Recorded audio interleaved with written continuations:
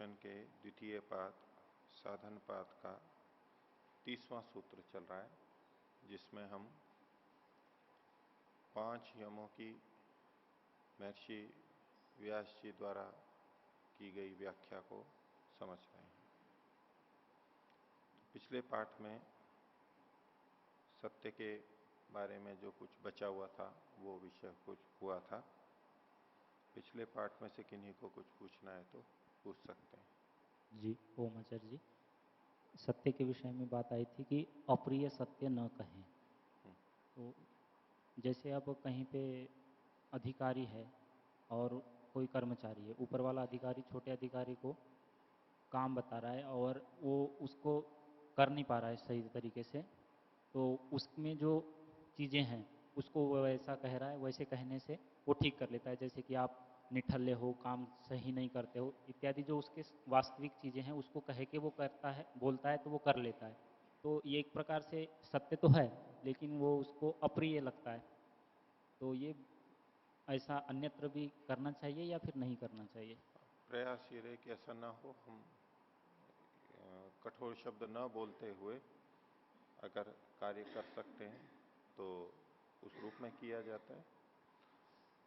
अगर उससे काम नहीं बनता है तो उन स्थितियों में कुछ ये किया जा सकता है जिसको हम डांट के कहते हैं या उसकी वास्तविकता कहते हैं। तो इनका बाद में प्रयोग करना चाहिए, एकदम से नहीं करना चाहिए। और जब हम इन शब्दों का प्रयोग करते हैं तो केवल शब्द ही अप्रिय हो बोलने वाले की दृष्टि से, ऐसा नहीं, सुनने वाले पर भी निर्भर करता है। कई बार बहुत अच्छे तरीके से कहा गया भी सुनने वाले को अप्रिय लगता है, ठीक। और कई बार बहुत कठोर कहा हुआ भी अप्रिय नहीं लगता है। तो प्रियता अप्रियता सामने वाले के ऊपर भी निर्भर करती है और बोलने वाले के ऊपर भी निर्भर करती है। यहां जो कहा जा रहा है ये मुख्य रूप से बोलने वाले की दृष्टि से है। बोलने वाले को अप्रिय नहीं बोलना चाहिए। एक सामान्य रूप से हमें पता है कि इस तरह के वाक्य अप्रिय होते हैं। वो अप्रिय रूप से बोल रहा है, वो नहीं करना चाहिए।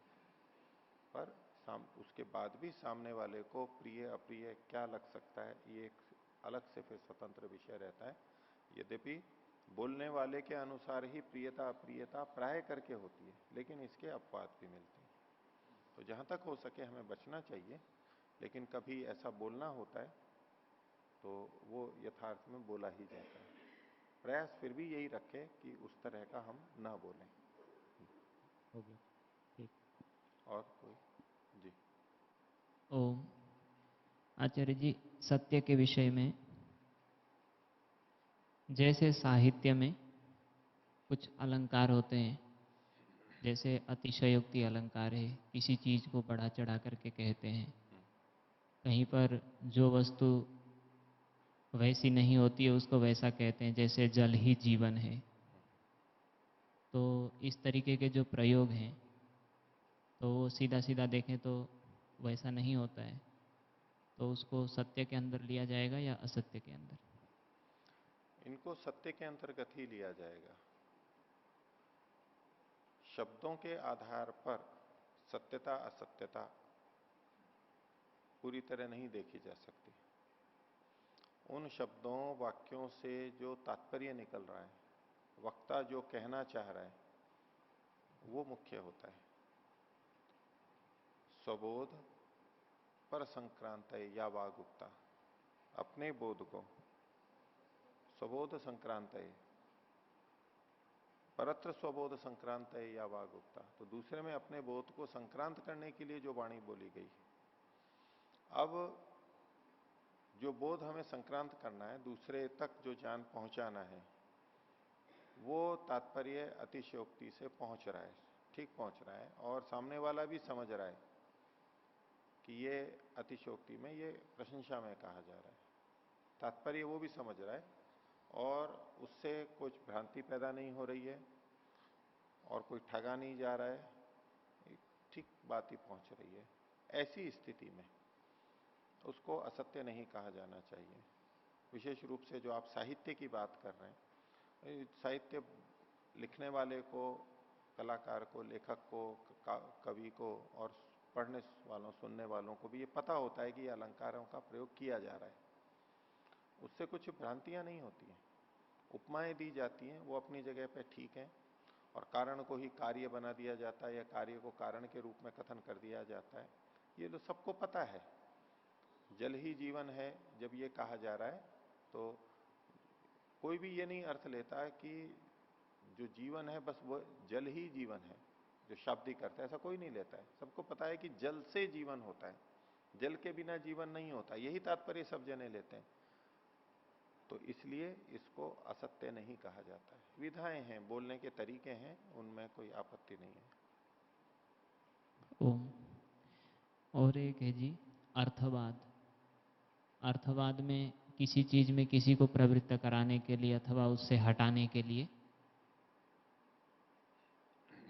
किसी चीज की बढ़ा चढ़ा करके अधिक प्रशंसा की जाती है, जो जैसा नहीं होता है उसको उस रूप में प्रस्तुत किया जाता है, अथवा किसी से हटाना हो तो उसकी निंदा की जाती है।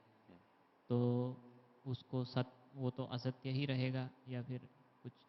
अर्थवाद में किसी को प्रेरित करने के लिए उस वस्तु की प्रशंसा की जाती है, वस्तु की, क्रिया की, स्थान की, पुस्तक की, तो वो यथार्थ ही करनी चाहिए, जैसी है वैसी ही करनी चाहिए। और यदि इसको भी साहित्य की दृष्टि से देखें और वक्ता और श्रोता इस बात को समझ रहे हैं, ये प्रशंसा है, ऐसा बहुत सी जगह वचनों में आता है, योग दर्शन में भी आएगा। तो जब दोनों समझते हैं इस बात को, तो उसको असत्य नहीं माना जाता। इसको भी साहित्य के अंतर्गत लेते हुए किया जा सकता है, उसको समझा जा सकता है। लेकिन यदि वक्ता दूसरे को ठगने के लिए और उसकी प्रशंसा कर रहा है, अपने किसी उत्पाद की, अपने यंत्र की, पैसा अधिक कमाना चाह रहा है, इसलिए वो वहां पर प्रशंसा कर रहा है बढ़ा चढ़ा करके, ये निश्चित रूप से असत्य में आएगा। केवल प्रेरणा की दृष्टि से कि आप ये पढ़ेंगे तो बहुत अच्छा होगा आपको, अब इसमें कोई स्वार्थ सिद्ध नहीं हो रहा है दूसरे का, सामने वाले का, वो ना कोई भ्रांति पैदा कर रहा है, प्रेरणा के लिए कर रहा है, उसके सामने वाले के हित के लिए कर रहा है, हानि के लिए नहीं कर रहा है। और तो वो क्षेत्र अर्थवाद में आएगा। बाकी व्यापारी या अन्य कोई अनावश्यक मिथ्या प्रशंसा जब करते हैं, वो तो गलत है, वो नहीं होनी चाहिए, वो असत्य के अंतर्गत आएगी। और कुछ प्रशंसा ऐसी होती है जो हमें पता है कि असंभव है, सब जानते हैं कि ये असंभव है, वो मिथ्या में नहीं आती है, वो केवल प्रेरणा के लिए, अर्थवाद के लिए है। जिसके वाणी नहीं थी उसने प्रशंसा कर दी, ये इतनी अच्छी बात थी कि जो मूक थे वो भी बोल पड़े।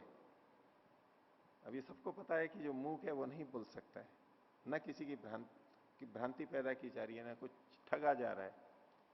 जैसे आगे आएगा, अंधो मणिम अविध्यत, जिसकी आंखें नहीं थी उसने मणि को बींध लिया, जिसकी उंगली नहीं थी उसने पिरो दिया, जिसके वाणी नहीं थी उसने उसकी प्रशंसा कर दी, और जिसके गला नहीं था उसने पहन लिया। अब ये योग दर्शन में ही आया है। मानसिक कार्यों, मानसिक शक्ति से समुद्र को पी लिया, जंगल को बिल्कुल निर्जन कर दिया, प्राणियों से रहित कर दिया, ये मानसिक शक्ति से ही संभव है। अब समुद्र को कोई भी व्यक्ति पी नहीं सकता, सबको पता है कि असंभव है, लेकिन फिर भी कथन किया जा रहा है, अब ये असत्य नहीं कहलाएगा। ये अर्थवाद है, प्रशंसा में कहा जा रहा है, अतिशयोक्ति है, ये अलंकार में आएगा, ये साहित्य का विषय बन गया। ये कुछ ठगना नहीं चाह रहे हैं इससे, ये वचन लिखे गए इससे किसी की हानि नहीं कर रहे हैं, भ्रांति पैदा नहीं कर रहे हैं। जो भाषा को ठीक समझता है, सामान्य रूप से जानता है, उसको कोई भ्रांति नहीं होगी। हाँ, अज्ञानी व्यक्ति भ्रांत हो जाए इन चीजों से, तो वो तो उसका दोष है। एक सामान्य जानकार व्यक्तियों में ये कथन चलते हैं, तो उसमें कोई दोष नहीं है, मिथ्या नहीं कहलाएगा वो। बोलने वाले को पता है कि मैं अतिशयोक्ति कर रहा हूं, यदि हम अतिशयोक्ति करते हुए मन में ये भाव रखते हैं कि मैं यथार्थ कथन कर रहा हूं, अतिशयोक्ति को अतिशयोक्ति ही समझ के बोल रहे हैं, दोष नहीं है।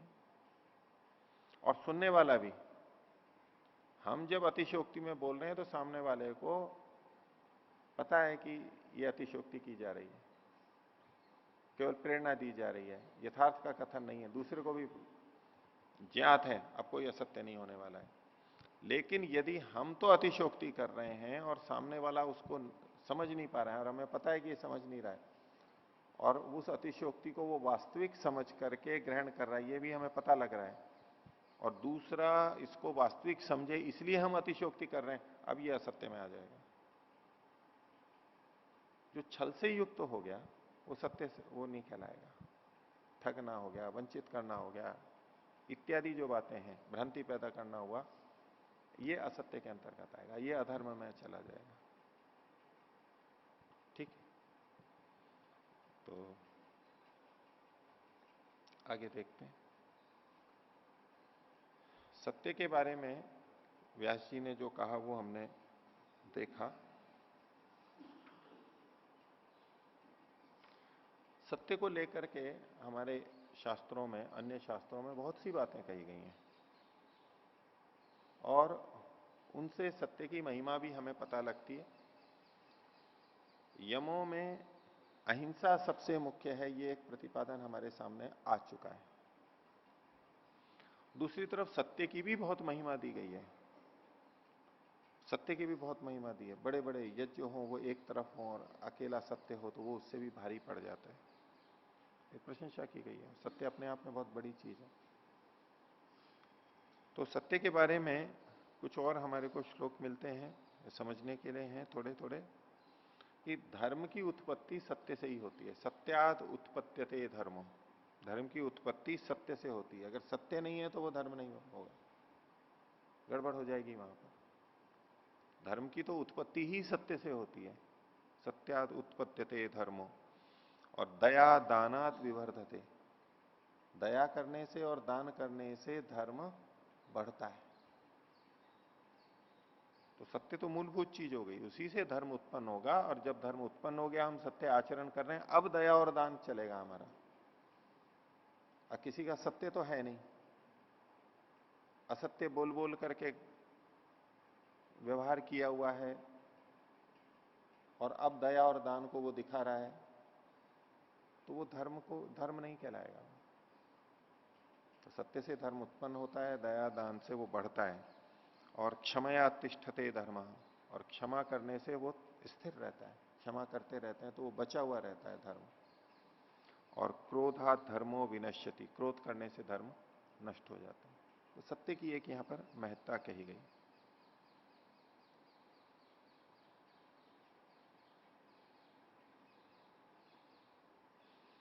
एक सत्य के से जुड़ी हुई बात जो है, जैसा हम देख रहे थे कि जैसा मन में है वैसा ही वाणी पे होना, इसको एक सरलता या ऋजुता कहा जाता है।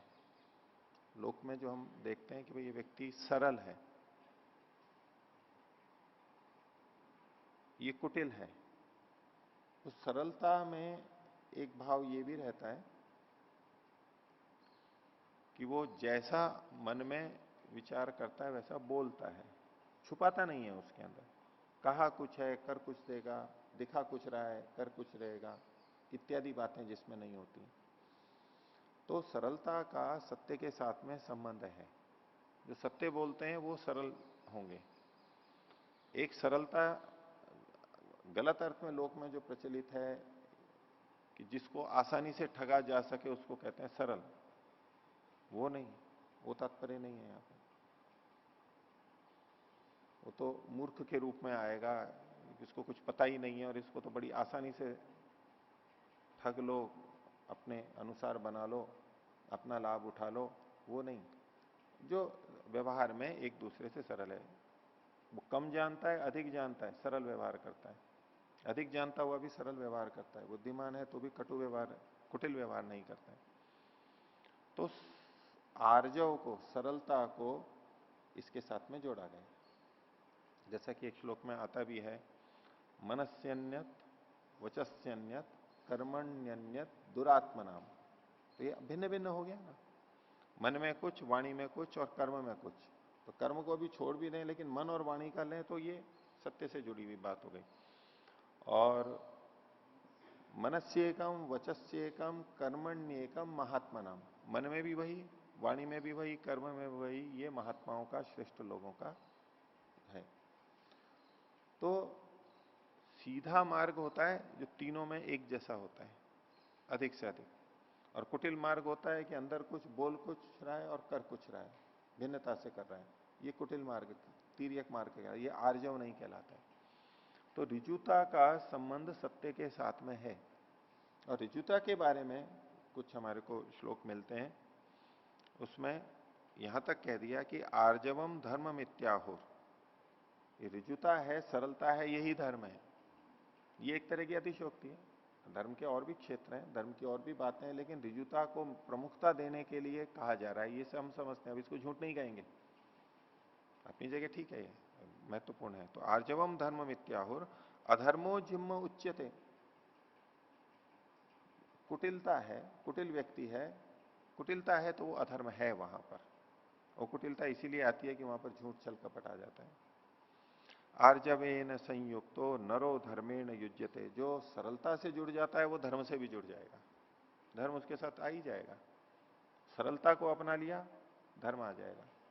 जो पीछे बात थी कि सत्येन उत्पद्यते धर्मो, सत्य से, सत्याद उत्पद्यते धर्मो, सत्य से धर्म की उत्पत्ति होती है। यहां पर जो आर्जव से जुड़ जाता है, धर्म भी उसके साथ जुड़ जाता है, क्योंकि उत्पन्न हो जाएगा वो, सत्य से जुड़ी हुई बात है। और एक प्रशंसा के अंदर कहा गया सर्व वेदेशु वा स्नानम सर्वभूतेषु चार्जवम, सब वेदों में स्नान करना। स्नान का मतलब यहां पर ज्ञान का स्नान, ज्ञान में गोता लगाना। सब वेदों का स्वाध्याय, अध्ययन एक तरफ, वेदों को बहुत बड़ा मानते ही हैं, सबसे बड़ा मानते हैं, उसका अध्ययन सामान्य बात नहीं है, उसको समझना एक तरफ तो ये है। सर्व वेदेषु वा स्नानम, दूसरी तरफ का सर्वभूतेषु चार्जवम, और दूसरी तरफ है सब प्राणियों के प्रति ऋजुता का भाव, सरलता का व्यवहार, सब प्राणियों के प्रति, मनुष्य हैं, पशु हैं, बच्चे हैं, बड़े हैं, स्त्री हैं, पुरुष हैं, कोई भी हो, निर्धन धनी, ऋजुता का व्यवहार, सरलता का व्यवहार। ये दो की तुलना की जा रही है। तो इसमें कह रहे हैं उभे एते समय स्याताम आर्जवम व विशिष्यते, इन दोनों को या तो हम समान कह सकते हैं, यानी एक तरफ सब प्राणियों से सरलता का व्यवहार और दूसरी तरफ चारों वेदों का अध्ययन, या तो इनको समान मान लो, समान भी मान सकते हैं। तो ये भी कम बात नहीं है, ऋजुता सबके साथ में रखना, चारों वेदों के अध्ययन के बराबर, उसके ज्ञानी के बराबर स्थिति में दिया गया। और आगे कहा आर्जवम व विशिष्यते, या फिर अगर इनमें कोई बड़ा है तो आर्जवता ही बड़ी है इसमें, ये भी प्रशंसा में कहा जा रहा है। तो ऋजुता, सरलता एक बहुत बड़ा गुण है। क्या हम प्रकट कर रहे हैं एक दूसरे से व्यवहार के समय, यदि दूसरे से हम वैसी अपेक्षा रख रहे हैं सामान्य रूप से कि वो कुछ बातों को बताए, तो वो खुद को भी बताना होता है, खुद को भी खुलना होता है। अपनी तो व्यक्ति छुपा के रखे और दूसरे की निकलवाना चाहे, उसके लिए प्रयत्न करता है, ये कुटिलता के अंतर्गत आ जाता है।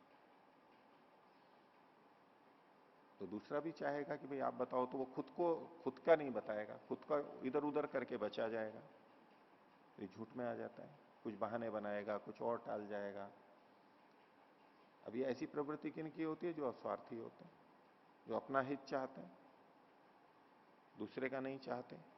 ये सामान्य रूप से जो हम समान व्यवहार करते हैं परस्पर, वहां के लिए है ना। जो गुप्तचर विभाग में हैं, पुलिस वाले हैं, अपराधियों से कुछ निकलवाना चाहते हैं, वो तो निकलवाएंगे और अपना कुछ नहीं बताएंगे, वो एक अलग बात है। अपने बारे में कुछ नहीं बताएंगे, अपराधी पूछेगा तो भी नहीं बताएंगे, वो तो उनको उनसे अपराधियों से निकलवाना है, वो प्रसंग अलग है।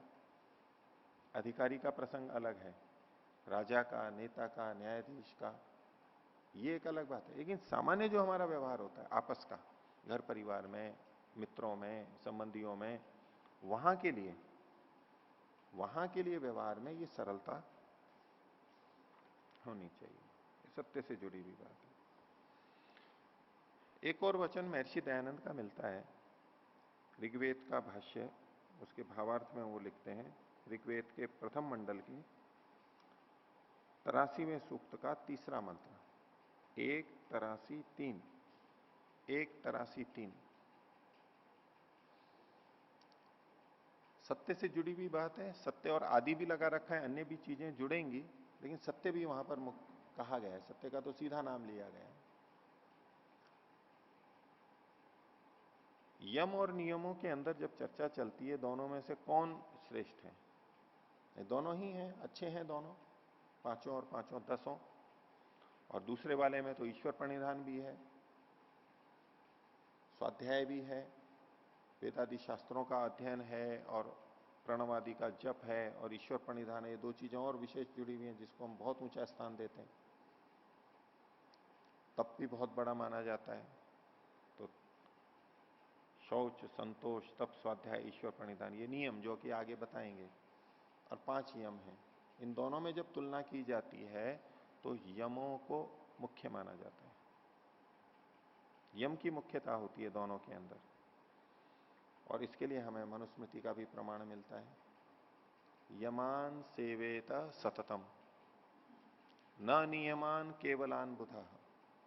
यमान सेवेत सततम, यमों का सेवन सतत करता रहे, उनका पालन करता रहे। विपरीत में कहा जा रहा है न नियमान केवलान बुधा, केवल नियमों का पालन करता रहे ऐसा नहीं। बुधा, जानने वाला, विद्वान व्यक्ति, समझदार व्यक्ति कभी भी इस धोखे में न रहे कि मैं नियमों का पालन कर रहा हूं और यमों का भंग भी होता रहे तो कोई बात नहीं है, वो नियमों को मुख्य मान के चलता। यमान पतत्य कुर्वाणा, यमों को न करता हुआ व्यक्ति पतित होगा ही। नियमान केवलान भजन, केवल नियमों का पालन कर रहा है तो वो तो पतित होने ही वाला है। और इसका विपरीत यदि कर दें, कोई यमों का पालन कर रहा है लेकिन नियमों का पालन नहीं कर रहा है, तो वो पतित नहीं होगा। उतनी तो कमी रहेगी कि वो नियमों का पालन नहीं कर रहा है, लेकिन यमों का पालन कर रहा है। तुलना में अगर देखा जाए तो यमों का पालन करने वाला नियमों के पालन करने वाले से श्रेष्ठ माना जाएगा। ये स्पष्ट वैदिक धर्म में ऋषियों की ये स्पष्ट मान्यता है, कोई दो राय नहीं है इसमें। लेकिन प्राय अध्यात्म के प्रभाव में, अध्यात्म का मतलब ही हम फिर एक सीमित ले लेते हैं, जो ध्यान उपासना करता है, अधिक देर बैठता है, ईश्वर का स्मरण अधिक रखता है, जप अधिक करता है, इत्यादि जो अध्यात्म को एक सीमित मात्रा में प्रस्तुत कर दिया जाता है। बाकी जो यमों का आचरण है उसको तो एक तरफ रख दिया जाता है, कम ध्यान दिया जाता है, और उसकी अपेक्षा इन चीजों को अधिक माना जाता है। तो वहां ये स्पष्टीकरण है कि यम अधिक मुख्य है। अब कोई वैसे जप अधिक कर रहा है, समय अधिक लगा रहा है, ईश्वर का भी स्मरण करता रहता है, लेकिन यमों का भंग करता है, झूठ बोलता रहता है, हिंसा करता है, चोरी करता है, और दूसरा व्यक्ति स्वाध्याय नहीं कर रहा है, जप नहीं कर रहा है, तप भी नहीं कर रहा है, सामान्य जीवन जी रहा है, लेकिन यमों का पालन कर रहा है, तो स्थूल रूप से लौकिक दृष्टि से जब हम देखते हैं, अध्यात्म के क्षेत्र में भी जो लौकिक दृष्टि से देखते हैं स्थूलता से, वो तुलना करते हैं स्वाध्याय से, जप से, ईश्वर प्रणिधान से, उसी को ही मुख्य मानते हैं। ईश्वर प्रणिधान का विषय वैसे आया है, समाधि सिद्धि ईश्वर प्रणिधान, ईश्वर प्रणिधान अथवा आसन्नतम समाधि लाभ के लिए ईश्वर प्रणिधान को कहा गया है। वो अपनी जगह ठीक है, फिर भी सामान्य स्तर पर ईश्वर प्रणिधान किया जाता है और उसमें वो अपने आप को अधिक मुख्य समझने लगते हैं। उसकी दृष्टि से ये स्पष्ट होना चाहिए कि यम अधिक मुख्य है, नियम गौण है। करने दोनों हैं हमें, दोनों एक दूसरे से पुष्ट होते हैं, लेकिन कोई व्यक्ति यमों का पालन काफी अच्छे स्तर पर कर रहा हो लेकिन नियमों का पालन नहीं कर रहा हो, ऐसा मिल सकता है। कोई नियमों का पालन बहुत अच्छे ढंग से कर रहा हो लेकिन यमों के विषय में बहुत शिथिल हो, ऐसा मिल सकता है। तो एक तो ये प्रमाण है इस तरह का है, और महर्षि का जो वचन है जो मैं ऋग्वेद का आपके सामने रखने वाला हूं, वो भी एक और संकेत देता है, इससे जुड़ा जैसा है लेकिन फिर भी कुछ भिन्नता लगते हुए है। एक हमारे मन में कई बार आता है, साधकों को देखते हैं, करते हैं, तो कोई कोई साधक अहिंसा, सत्य, अस्तेय, ब्रह्मचर्य, अपरिग्रह, इनका बहुत अच्छा पालन करता है। और इसमें भी मुख्य रूप से अहिंसा, सत्य, अस्तेय, इन तीन का मुख्य पालन करता है वो। लेकिन बाकी उसके कमजोर हैं। वो मेहनत से, ईमानदारी से अपना धन कमाता है, उसमें कोई चोरी छल कपट नहीं करता है, लेकिन अधिक कमाता है, अधिक का उपयोग करता है, उस धन से सुख सुविधाएं जुटाता है, सुखों को भोगता है, उनके बिना उससे रहा नहीं जाता है। दूसरे ढंग से हम कहें कि वो जितेंद्रिय नहीं है। खाने पीने में उसकी अधिक रुचि है, उसको अधिक खाता है या अधिक चीजों को वो लेता है, इत्यादि जो भी चीजें हम कहते हैं, जिसको हम कहें जितेंद्रिय नहीं है, इंद्रियों पे संयम नहीं है, इंद्रियों का सुख लेता है वो। लेकिन अहिंसा, सत्य, अस्तेय का पालन करता है, प्रारंभ के तीन का। और दूसरी तरफ एक व्यक्ति है जो इंद्रियों पे तो संयम रखता है बहुत, अपरिग्रही भी है, बहुत थोड़ा धन है, साधन कम रखता है, तपस्वी है, लेकिन हिंसा करता है, झूठ बोलता है और चोरी भी करता है। चोरी करके भी लेता है तो थोड़ा ही धन है उसके पास, अधिक नहीं ले रहा है, लेकिन चोरी करता है। अधिक है नहीं उसके पास, लेकिन चोरी करता है, झूठ बोलता है। दूसरा व्यक्ति अपनी मेहनत से, बिल्कुल ईमानदारी से अधिक कमाता है, सामर्थ्य है उसमें, लेकिन झूठ बिल्कुल नहीं करता है, चोरी बिल्कुल नहीं करता है, और इंद्रियों पे संयम नहीं है उसका। दोनों में से कौन श्रेष्ठ? सारी चीजें जिसमें हो वो तो श्रेष्ठ है ही, कोई दो राय नहीं, उसमें तो प्रश्न ही नहीं उठेगा। लेकिन ऐसे जब कभी स्थितियां आती हैं तो उनमें से कौन सा श्रेष्ठ, किसको हम अच्छा माने, किसको बड़ा साधक माने? या हम अपनी दृष्टि से भी देखें तो हम अपने को किस स्तर पे समझें? क्योंकि बाहर की दृष्टि से बहुत बार ये देखते हुए कि भाई वो बहुत कम खाता है, कम कपड़े रखता है, कुटिया छोटी सी है, साधन कम है, लेकिन झूठ बोलता रहता है, ऐसे व्यक्ति मिलेंगे आपको। और वो तो यही प्रस्तुति तो यही देगा, मैं बहुत अच्छा हूं, दूसरे भी बहुत अच्छा समझते हैं। देखिए महर्षि दयानंद क्या लिखते हैं इसमें, ऋग्वेद के प्रथम मंडल के 83वें सूक्त का तीसरा मंत्र, उसके भावार्थ में लिख रहे हैं महर्षि, जो अजितेंद्रिय भी, जो व्यक्ति अजितेंद्रिय भी, जितेंद्रिय नहीं है बनाया अभी वो, अजितेंद्रिय, उसने इंद्रियों को जीता नहीं है, विषय भोगों की तरफ उसकी प्रवृत्ति है, भोगता है, जो अजितेंद्रिय भी तेरे सत्य भाषण आदि नियम पालन में निवास करता है। सत्य भाषण आदि नियम पालन में निवास करता है। नियम यहां पर मतलब यम और नियम वाला नियम नहीं, सत्य भाषण आदि, सत्य भाषण तो एक वहां पर मुख्य प्रतीक ले लिया। इसमें क्या चीजें आनी चाहिए, तो उसमें अहिंसा और अस्तेय, ये मुख्य रूप से, और भी कुछ चीजें ली जा सकती हैं, वो तो आदि शब्द कह के कहा गया है, लेकिन हम समझ सकते हैं क्योंकि अजितेंद्रिय कहा है, यानी ब्रह्मचर्य तो नहीं है उसका, उसके अलावा भी अन्य इंद्रियों से खाना पीना, सुनना, सूंघना, और भी जो इंद्रियों के सुख कहे जा सकते हैं, उसकी तरफ उसकी प्रवृत्ति अधिक है, वो भोगता है उनको। भोक्ता नियम पूर्वक है, अधर्म पूर्वक नहीं है, अन्याय शोषण नहीं करता है, अपने धर्म पूर्वक कमाए गए साधनों का वो अपने शारीरिक सुख के लिए, इंद्रियों के सुख के लिए उपयोग करता है, ऐसा व्यक्ति, ये अजितेंद्रिय है।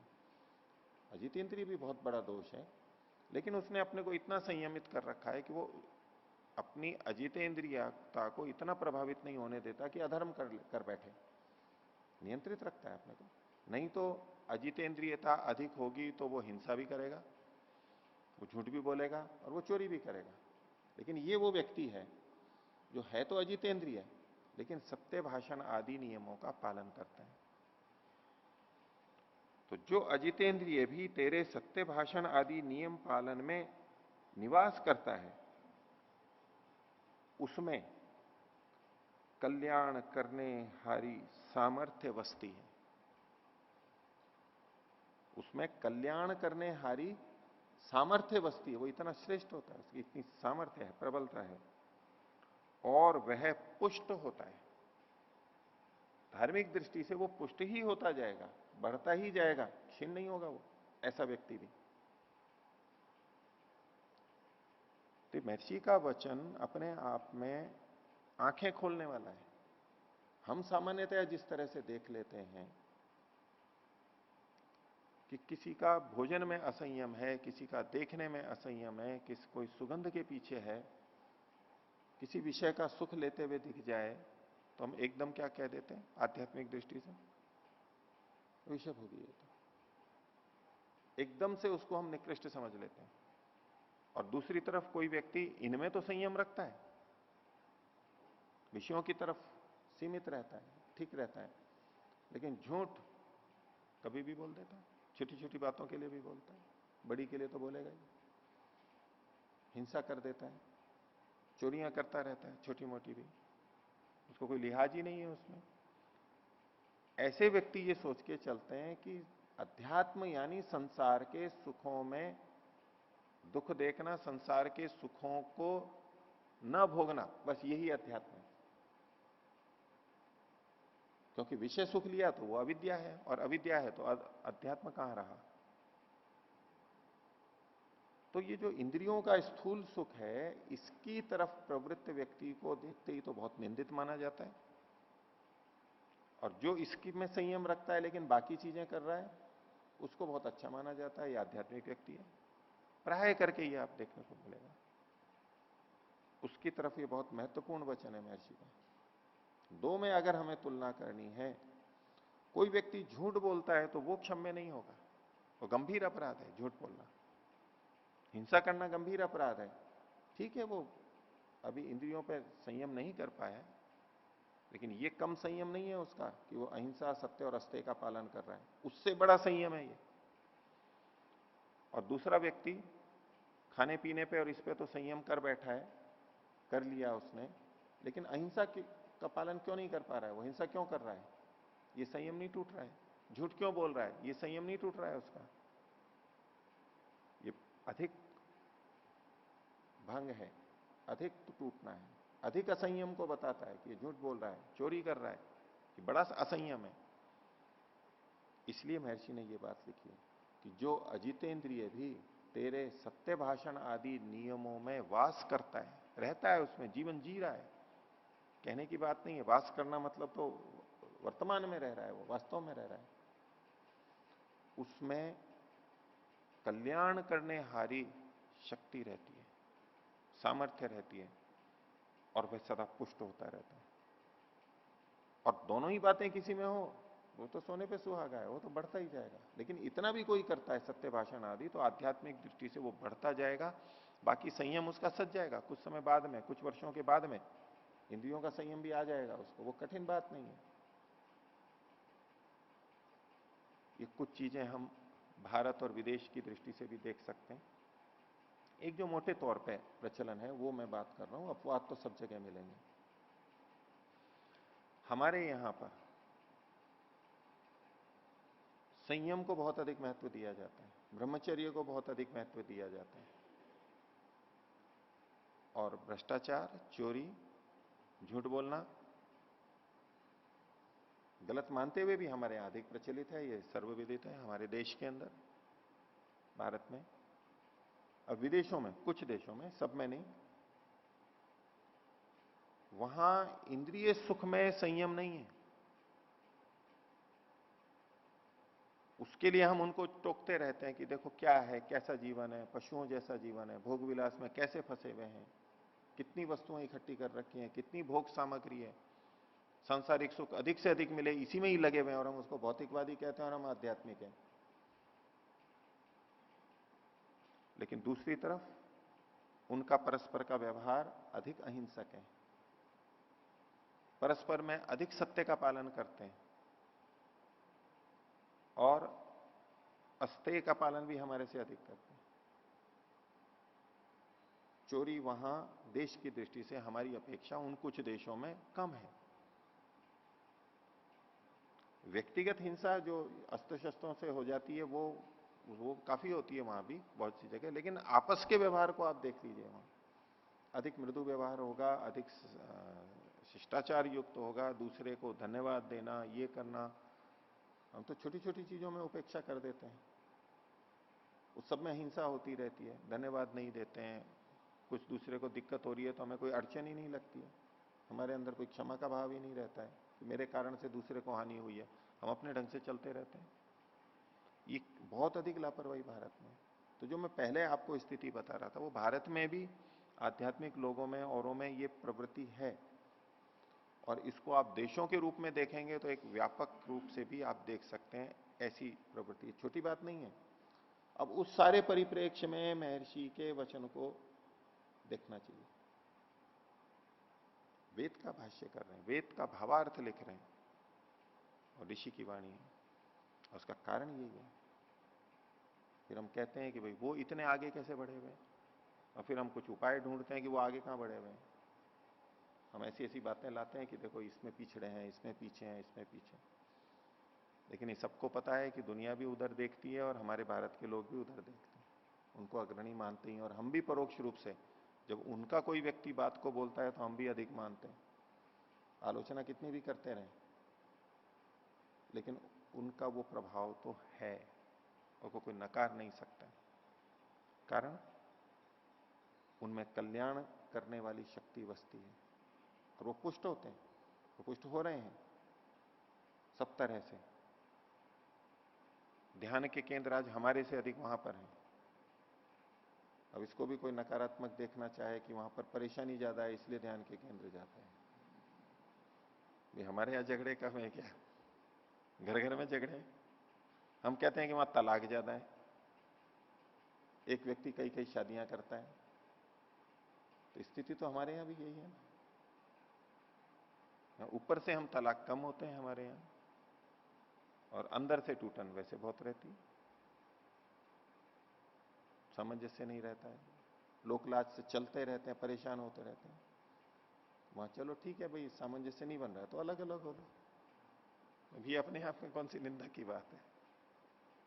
हम कह भाई एक ही विवाह होना चाहिए, एक ही स्त्री पुरुष से संबंध होना चाहिए, वो बहुतों से करते हैं, हम उसको असंयम कहते हैं और बहुत बड़ी गाली समझते हैं, बहुत बड़ा दोष समझते हैं। और हम झूठ बोल करके जो हिंसा करते हैं या वैसे हिंसा करते हैं व्यवहार में, उसकी तरफ हमारे को मुख्य है, वो तो चलता है, हम उसके लिए अभ्यस्त हैं, वो उसके लिए अभ्यस्त हैं, उनको वो नहीं परेशान करता है। वहां आपस में जो एक दूसरे का आकलन करेंगे, तो किसी ने मान लीजिए 5-10 विवाह भी कर लिए तो कोई ऐसा निंदित नहीं मानता जैसा हम समझते हैं। लेकिन अगर किसी ने टैक्स नहीं दिया है, कर नहीं दिया है, किसी ने कम तोला है, किसी ने मिलावट की है, मिलावट करना चोरी ही है एक तरह से, झूठ बोलना है, दूसरे की हिंसा करना है, तीनों चीजें आ गई, उसको बहुत गलत माना जाता है। देश के लिए कुछ गलत कर दिया, बहुत बड़ा अपराध माना जाएगा उसको, बहुत बड़ा अपराध माना जाएगा। वो दृष्टि का भेद है, और वो इसलिए पूछते हैं क्योंकि ये वैदिक विचारधारा, ऋषियों की विचारधारा को वहां जीवन में ले रहे हैं। और दोष तो वहां भी है, यहां भी है, ठीक है, परिपूर्ण कोई नहीं है, लेकिन एक मुख्य विचारधारा वहां जो बन रही है वो वेदानुकूल है। अब मैं वेदानुकूल कह रहा हूं तो मेरे प्रसंग के अनुसार ही उस बात को लेना। अब आप कई चीजें गिना दोगे वहां वेद के विपरीत है, तो हम वेदानुकूल हैं तो यहां भी तो गिनाई जा सकती है बातें, ये वेद के विपरीत है, ये वेद के विपरीत है, ईश्वराज्ञा के विपरीत है, ठीक है। लेकिन यदि कहीं दो चीजों में तुलना करनी हो तो सत्य भाषण आदि अधिक मुख्य है। अजितेंद्रियता उतना बड़ा दोष नहीं है, क्योंकि उसमें अधिकांश व्यक्ति अपनी हानि करता है, दूसरों की हानि कम होती है। और ये जो होते हैं अहिंसा सत्य अस्तेय, इसमें तो यानी हिंसा करे या झूठ बोले या चोरी करे, इसमें तो दूसरे के साथ दुर्व्यवहार होता ही है। और अधिक कष्टदायक भी हो जाता है। तो महर्षि का वचन इस सत्य के संदर्भ में हम विशेष रूप से इसको लेंगे, बाकी और चीजें भी जोड़ी जा सकती हैं।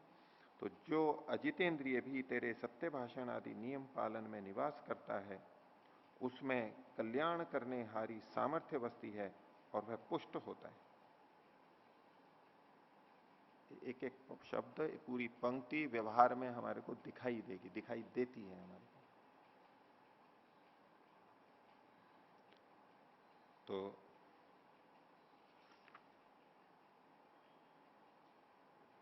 एक और बात सत्य के बारे में, नीति की बात है वैसे, पर सत्य से जुड़ी हुई बात है।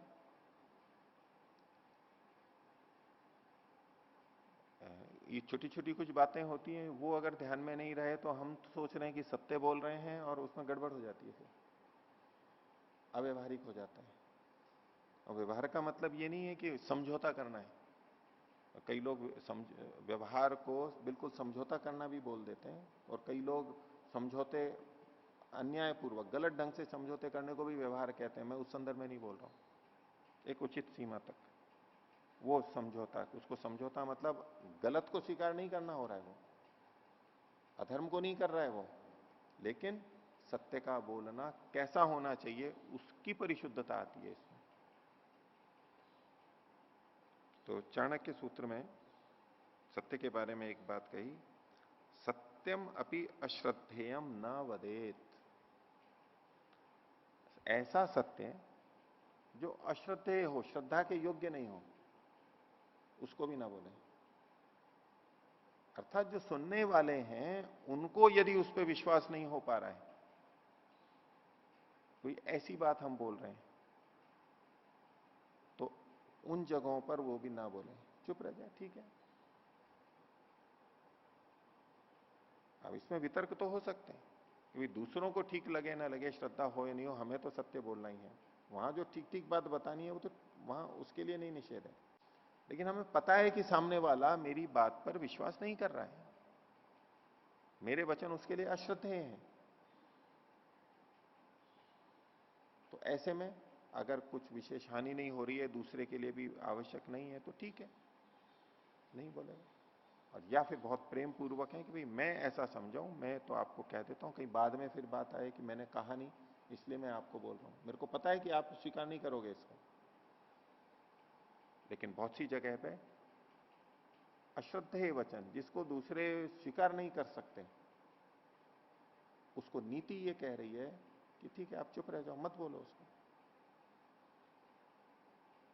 वहां चुप रहा जाता है। इसके प्रतिपक्ष में एक बात आती है, अब ये इसको समझौता कह दें, नीति कह लें, क्या कहें, ये व्यवहार से जुड़ी हुई बात है। कईयों को कहना है कि भले ही दूसरे माने या ना माने, लेकिन मेरे को तो यही बोलना है, उस स्तर पे भी जाया जाता है। उस तरह के बोलने का कोई लाभ नहीं होता है, दूसरों के लिए भी हानि हो जाती है, हमारे लिए भी हानि हो जाती है, क्योंकि वो अश्रद्धेय है, स्वीकार्य नहीं होगा।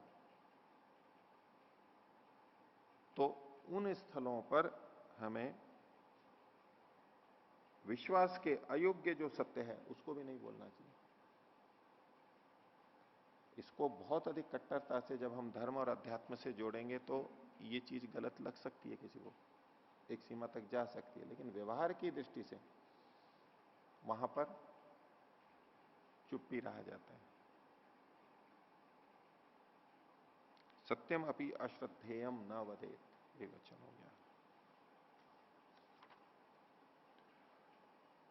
तो आगे देखते हैं, अहिंसा, सत्य और अस्तेय। तो स्तेय मतलब तो चोरी करना, अस्तेय मतलब चोरी ना करना। अब ये शब्द भी हम बचपन से सुनते रहते हैं, चोरी कर ली, चोरी नहीं की, ये ईमानदार है, बेईमान है। जैसे सत्य शब्द हम बचपन से सुनते रहते हैं, व्यवहार करते हैं, प्रयोग में आता रहता है हमारे, लेकिन सत्य का तात्पर्य कुछ अलग हम लेते हैं, सीमित लेते हैं, और न जाने कैसा कैसा भी बोलते रहते हैं। ऐसे ही चोरी इतना प्रचलित शब्द होते हुए बार बार बोला जाता है, ये चोर है, तू चोर है, तूने चोरी की है। बचपन से, बच्चों से लेकर के बड़ों तक, घर में और बाहर में ये खूब प्रयोग होता है। ये चोरी कहें किसको? चोरी क्या माना जाएगा? तो पूछने लग जाए तो लक्षण नहीं आएगा लोगों को, आएगा तो गड़बड़ होगी। जैसा समझा जाता है। चोरी किसे कहते हैं आप बताओ हेमंत जी? किसी की अनुमति के बिना उसकी वस्तु उठा के ले जाना, ये चोरी है। ठीक है, पूछ करके लें तो चोरी नहीं होगी। ठीक है, अनुमति के बिना। अब किसी ने बहुत धन इकट्ठा कर रखा है, आय से अधिक दिख रही है, आय उससे अधिक है, सरकार उसकी अनुमति के बिना उसका लेके चली जाती है, चोरी कहलाएगी? लक्षण नहीं होता तो चोरी कहलाएगी इस लक्षण के अनुसार। न्यायालय ने दंड दिया, इसका ये सारा सामान कुर्क कर दिया जाए, उठा लिया जाए यहां से। पुलिस वाले गए, लेने गए, अनुमति तो है नहीं, वो तो व्यक्ति तो अनुमति नहीं दे रहा है, वो तो मना कर रहा है, मत ले जाओ मेरी चीज, और वो लेकर के जा रहे हैं।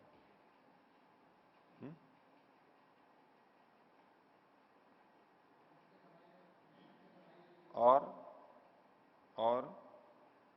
अब तो ये तो आप विशेषण संबंध जोड़ेंगे ना अतिरिक्त, आपको कभी कभी लग रही है तो कुछ कुछ और जोड़ेंगे। रिश्वत ली दी जा रही है, ठीक है, रिश्वत लेना चोरी है या नहीं है? चोरी है। तो देने वाले की अनुमति पूर्वक ले रहे हैं या बिना अनुमति के ले रहे हैं? देने वाले की अनुमति है, वो दे रहा है, ले ये राशि। तो दोनों तरह से व्यभिचार है। दोनों तरह से मैं विपरीत उदाहरण दिए। जहां अनुमति पूर्वक नहीं लिया जा रहा है तब भी वो चोरी नहीं हो रही है, और जहां अनुमति पूर्वक लिया जा रहा है तो भी चोरी हो रही है वो, तो ये तो परिभाषा नहीं घटेगी। बताइए, जिन्होंने पढ़ रखा है वो नहीं, जिन्होंने सुन रखा है वो तो खैर ठीक है, बता ही देंगे। आप सामान्य रूप से पूछ करके देख लीजिए, नए व्यक्तियों में, बच्चों में, युवाओं में, बूढ़ों में, ये चोरी किसे कहते हैं? अब आप अपनी दृष्टि से नहीं देखें, लोग जो बोलते हैं वो बताइए, चोरी किसे कहते हैं?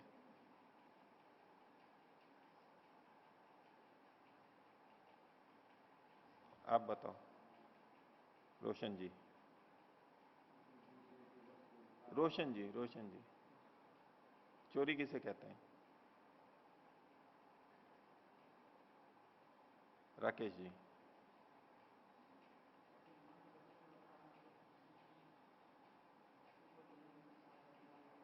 मन, वचन या कर्म से। इन्होंने मन और वचन को भी ले लिया।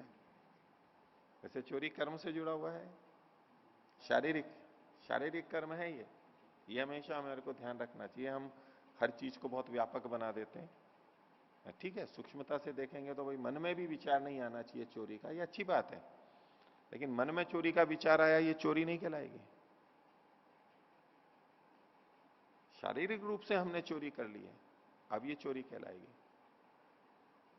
इसका ये मतलब नहीं है कि मन में चोरी का विचार आता रहे और हम कहें कि कोई बात नहीं है, अध्यात्म में कोई बाधा नहीं, ये तात्पर्य नहीं है। वाणी से भी बोल दिया लेकिन किया नहीं है, ये संयम है, एक तरह का रोका है अपने को, न्यूनता है। हाँ, मन में सोचता रहेगा, बोलता रहेगा तो आगे कर भी लेगा। तो मन, वचन और कर्म से दूसरे की वस्तु को लेने की इच्छा ना करना। दान लेते हैं, दान लेने वाले दान लेते हैं या नहीं? अच्छे कार्यों के लिए, राष्ट्र के लिए, गरीबों के लिए, धर्म के लिए। तो जो दान लेते हैं उनमें दूसरे के धन को लेने की इच्छा होती है ना? नहीं होती है? होती है ना? ये हमारे को 1000 दे दे, 1 लाख दे दे, होती है हमारे को ये वस्तु दे दे, गाय दे दे, गाड़ी दे दे, पुस्तकें दे दे, इच्छा होती है ना? तो उस लक्षण में नहीं घटेगा। मुकेश जी, बचपन से सुनते हैं, लक्षण भी सरल ही है यूं तो। स्वामी जी, चोरी किसे कहते हैं? अभी क्या समझते हैं हम, किसको चोरी कहते हैं? नहीं माता जी,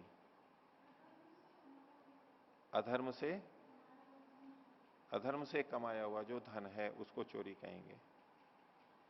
अधर्म को भी खोलना पड़ेगा, वे किसे अधर्म से कमाया हुआ धन कहेंगे?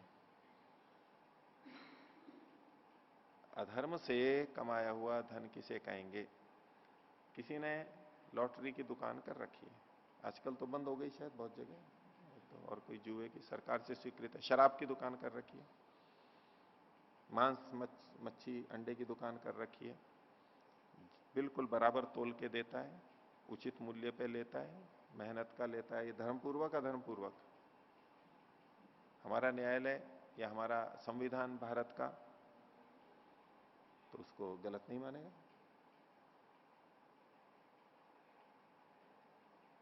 धर्मपूर्वक अधर्मपूर्वक? हिंसा हो रही है, हिंसा हो रही है, इसलिए वो अधर्म में आ जाएगा, इसलिए वो चोरी में चला जाएगा। अच्छा, और भी जो गेहूं आदि बेचते हैं करते हैं उसमें हिंसा नहीं होती है? कपड़े लत्ते बेचते हैं उसमें वो बनते हैं करते हैं, उनमें भी कहीं भी कुछ भी हिंसा नहीं होती है? कुछ तो होती है वहां पर भी। ठीक है, इसको व्यापक रूप से लिया जा सकता है, लेकिन धर्म क्या है और अधर्म क्या है ये बताना पड़ेगा पहले आप।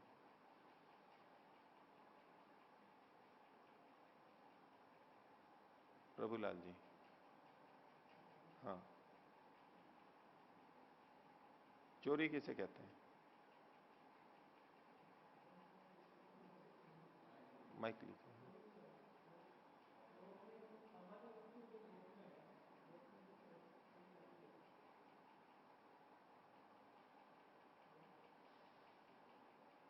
तो लोक में सामान्य रूप से जो चोरी कही जाती है उसमें तो किसी की वस्तु को बिना उसकी जानकारी के, बिना जानकारी के, बिना पूछे लेना, जैसा कि ईमान जी ने बताया था। बिना जानकारी के ले पाएंगे चोरी, तो मतलब चोरी छुपके ही होती है, तो छुपके ही की जाती है। जो डाका डालते हैं ना, वो अलग है, वो तो डाका तो उसकी प्रेजेंस में भी डाला जा सकता है, नहीं उसके रहते हुए भी जानकारी में, जानकारी के शब्द पे मैं केंद्रित हूँ। डाका उन्होंने डालना। तो बिना पूछे कहा था तो वो तो अधिक व्यापक हो गया। जानकारी में चोर तो बिना जानकारी के ले जाता है, लेकिन जो डाका डालते हैं वो पहले से कह के जाते हैं। ऐसा कुछ लोग होते हैं कि भाई तुम्हारे यहां डाका डालूंगा, और आते हैं सामने हाथ पैर बांधते हैं और लेके जाते हैं, देखो ये चीजें सब देख रहे हैं, तो बिना जानकारी के नहीं हुआ ना, वो तो जानकारी के हुआ। लक्षण कोई भी करते हैं तो एक एक शब्द वहां पर किस अर्थ को दे रहा है, कहां उसकी पहुंच है, कितना सीमित है, उसमें अतिव्याप्ति तो नहीं हो रही है, अव्याप्ति तो नहीं हो रही है, ये सारा ध्यान रखना होता है। परिभाषा तो ऐसी ही बनती है। हम सामान्य रूप से कुछ भी शब्द बोल देते हैं, वाक्य बोल देते हैं, उसमें बहुत कुछ ये गलत हो सकता है, इसीलिए परिभाषा। तो चोरी आदि इतना प्रचलित होते हुए भी उसकी परिभाषा क्या हो?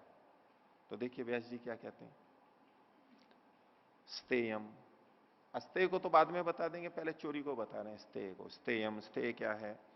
अशास्त्र पूर्वकम द्रव्याणाम परतः स्वीकरणम, द्रव्याणाम द्रव्यों का, इसमें सब चीजें आ गई, सोना चांदी रुपया पैसा पानी गेहूं मूली गाजर गन्ना बिजली,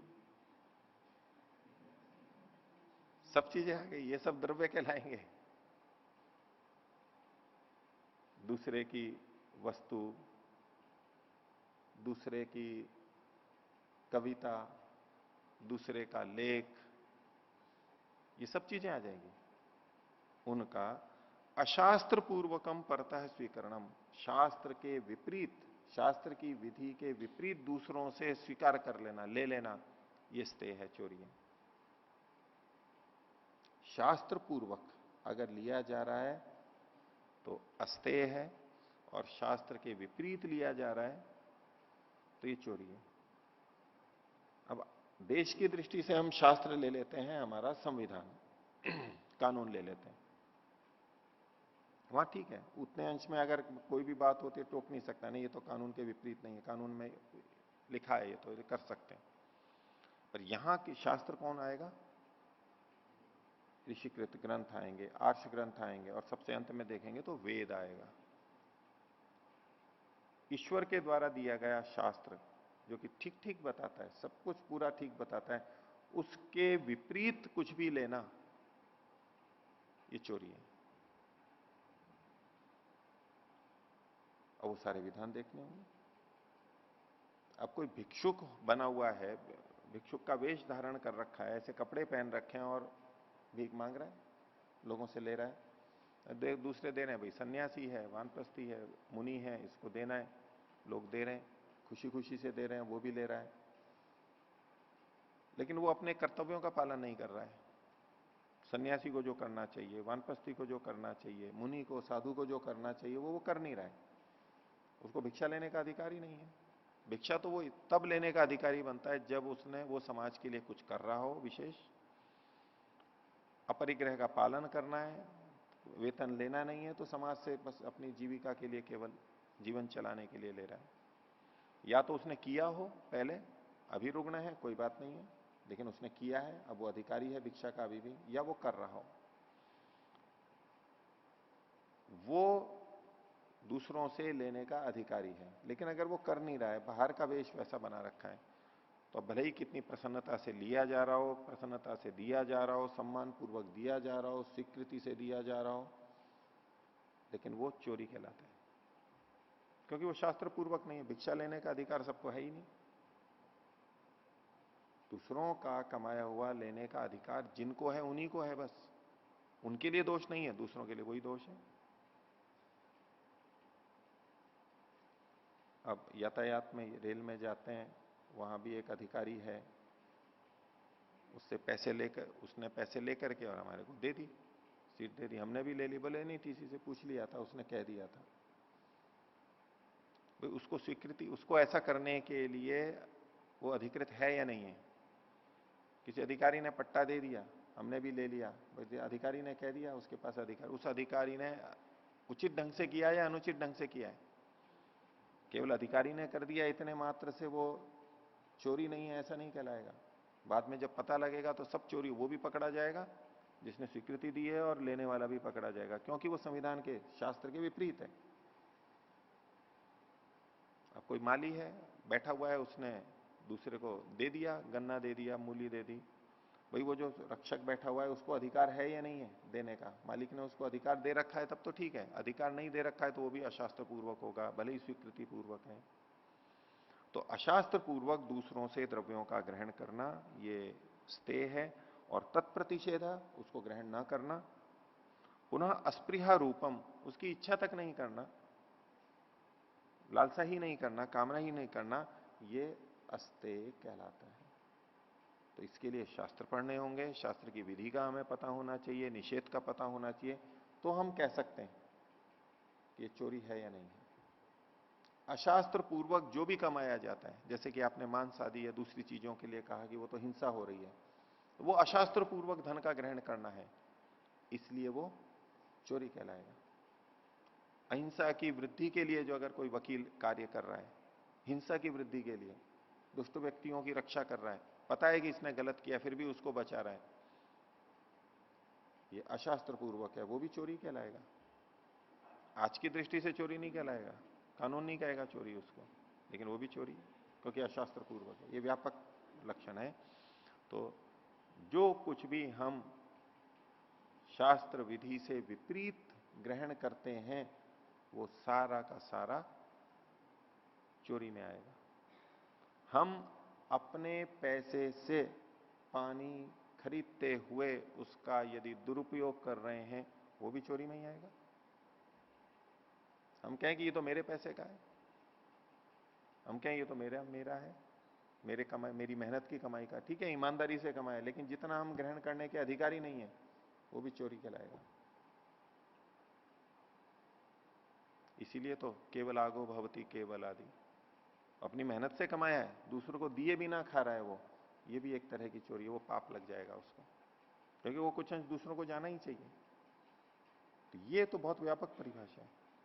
तो चोरी नहीं करनी है, अस्तेय का पालन करना ये भी यमों में एक है और बहुत महत्वपूर्ण है। जैसे अहिंसा महत्वपूर्ण है, सत्य भी बहुत महत्वपूर्ण है, इसी तरह अस्तेय भी बहुत महत्वपूर्ण, औरों की अपेक्षा ये तीनों अधिक महत्वपूर्ण है। तो आज का विषय इतना ही रखते हैं।